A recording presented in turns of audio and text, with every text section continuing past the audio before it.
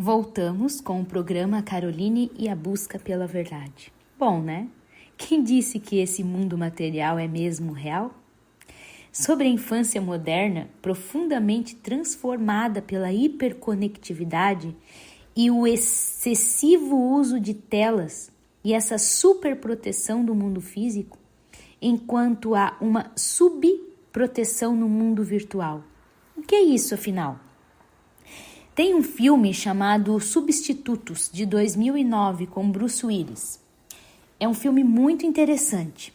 Mostra esse cenário futuro dos metaversos, que iniciaram com a chegada da internet nos anos 90. Consta uma subproteção, porque este aspecto das relações e da vida ainda está iniciando, está emergindo. É necessário uma política, ciência e filosofia voltarem seus olhos a este novo mundo. O que eu estou querendo dizer aqui? Que não existe uma proteção para as crianças, para os adultos, para quem fazer uso desse mundo virtual, no sentido de não haver leis, constituições, regras. É preciso que essa geração, que é a de agora, a geração Z, reorganize uma lógica humana para você atuar nesse mundo virtual, pautada na parte política, filosófica, para interagir com esse mundo virtual, construindo uma forma de negociar a vida, já que esse mundo material, dito real, faliu. Descobri que a geração Z tem diversos pontos fortes que poderão ajudá-la a promover uma mudança positiva, diz o autor. A vida como era antes dos anos 90 não voltará porque o tempo não volta, ele continua.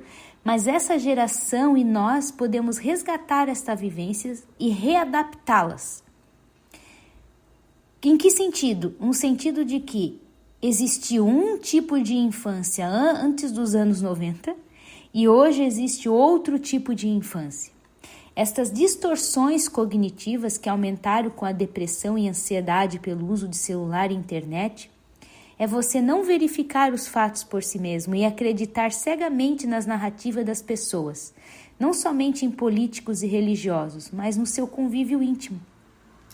O consumo de tantas informações desonestas e sem vínculo moral, sem qualquer vínculo com a verdade que a internet faz uso, causam distorções da realidade. Em que devemos acreditar? Não é nada confortável estarmos no furacão dessa transição. É preciso adultos conscientes para ensinar as crianças a lidar de forma coerente com este novo mundo. O autor diz: como os grandes pensadores nos aconselhariam a lidar com nossa vida centrada no celular? Eles nos diriam para abandonar os dispositivos e recuperar o controle da nossa mente.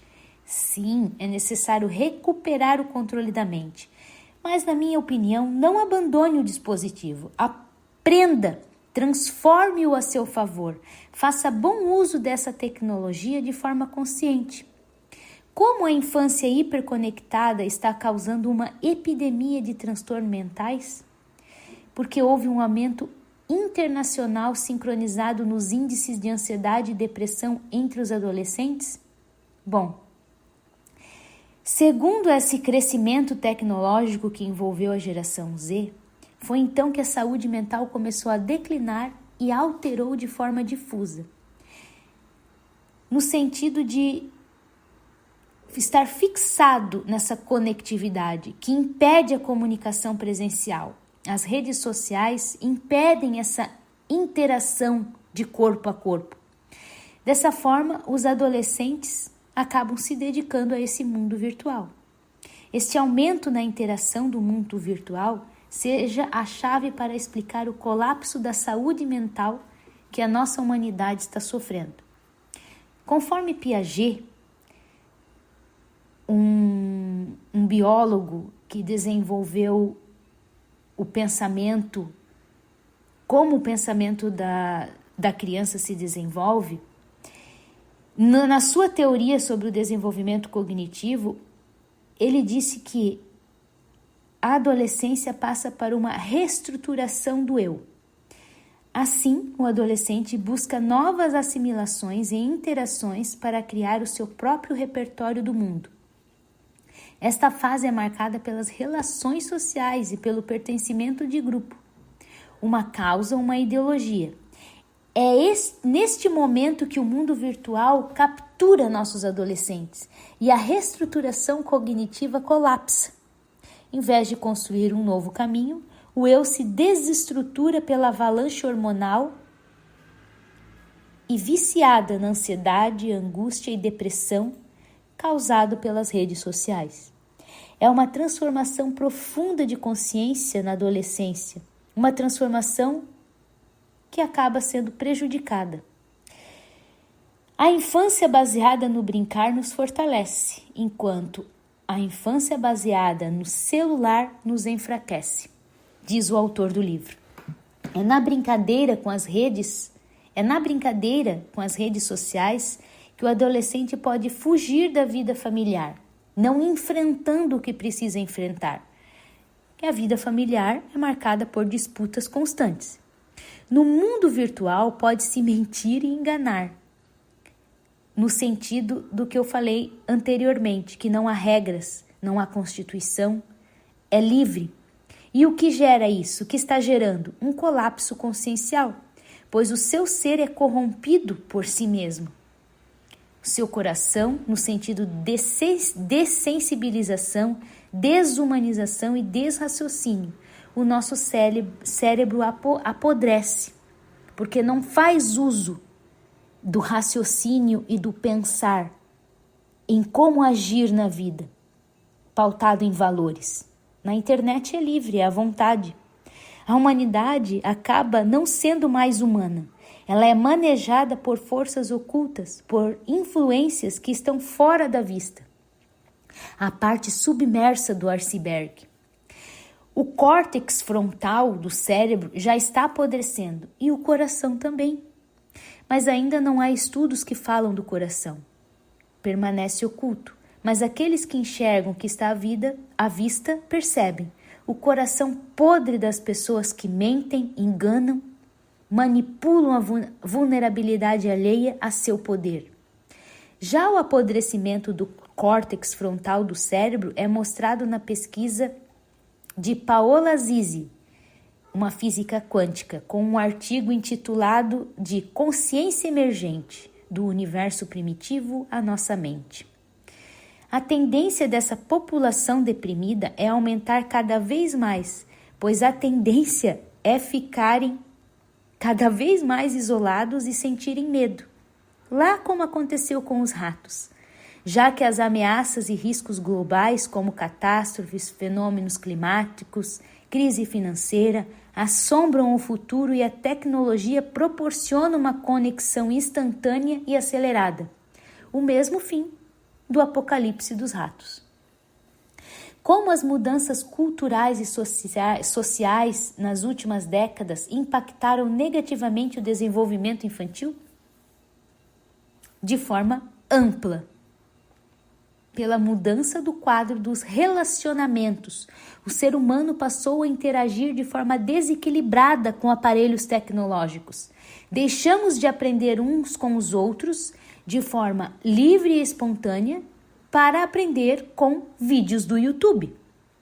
Essa interação constrói novas assimilações, estimula a criatividade e proporciona ferramentas para o desenvolvimento da inteligência lógico-matemática. O que na rede social isso não se dá. Conforme o autor, o cérebro não cresce muito de tamanho no fim da infância, porém se concentra em criar novas conexões e se desfazer das antigas. Todo mamífero precisa brincar, sendo livre e mediado. Na brincadeira, a criança constrói e cria caminhos para raciocinar de forma a beneficiar-se dessas novas sinapses para a sua vida.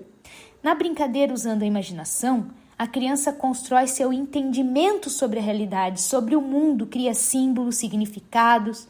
Por isso somos seres únicos. É nas tentativas e erros que apropriamos uma lógica de pensamento e internalizamos regras sociais. A tecnologia não é algo ruim que precisa ser eliminada. É uma evolução para contribuir com a construção de novos símbolos e significados sobre o mundo. Porém, tudo que cai no exagero torna-se sofrimento. Precisamos andar pelo caminho do meio, conforme Buda. Infelizmente, esse exagero do uso de telas está custando muito caro, não para mim, para você, mas para a humanidade. Está custando um impacto na contramão do progresso do potencial humano. Um progresso cada vez mais frágil, ansioso, deprimido, angustiado. Um impacto decrescente e desfavorável para a nossa raça, que perpassa pelo desenvolvimento infantil. O ser humano constrói seu psiquismo sendo contornado pela linguagem e afetos da mãe ou de quem faz a função materna. Pois o bebê nasce com o seu eu fragmentado, com o seu psiquismo fragmentado, e precisa desse contorno, dessa modelagem para construir uma individualidade. Esse contorno é construído pela linguagem, expressões faciais, histórias, afeto, toque, voz de outro ser humano. Com a ascensão da tecnologia, não somente a infância andou por outro rumo, mas toda a estrutura familiar recebeu impacto e grandes mudanças. Um adulto passou a ficar distraído com o uso de celulares, prejudicando o contorno psíquico do seu bebê, ou lhe proporcionando um descanso ao deixar esta criança sendo contornada por um vídeo de celular. O aumento da ansiedade perpassa pela diminuição das relações físicas humanas e pela falta de contorno humano no desenvolvimento psíquico da criança. E isso se estabelece na puberdade. Por isso eu falei anteriormente que é na adolescência que o ser humano reestrutura esse contorno, esse eu. Quando o adolescente faz essa reestruturação psíquica de forma vulnerável, porque já houve a vulnerabilidade na infância, sem a interação social e o laço com outro ser humano, de forma saudável. E na minha percepção, precisamos nos reestruturar durante toda a nossa vida. Mas é nesse ponto da infância e da adolescência que se consolida o contorno do psiquismo. Nós precisamos de toque, de entrelaçamento, precisamos uns dos outros. O autor questiona sobre as experiências físicas serem mais valiosas que as experiências virtuais. Eu concordo e entendo que o corpo a corpo é único e insubstituível. Essa falta de contorno pelo afeto ou emoções com outros seres humanos tem efeitos catastróficos no desenvolvimento, aumentando ansiedade, depressão e baixa estruturação à resiliência. Bom, vou dar um intervalo agora e voltamos no próximo bloco.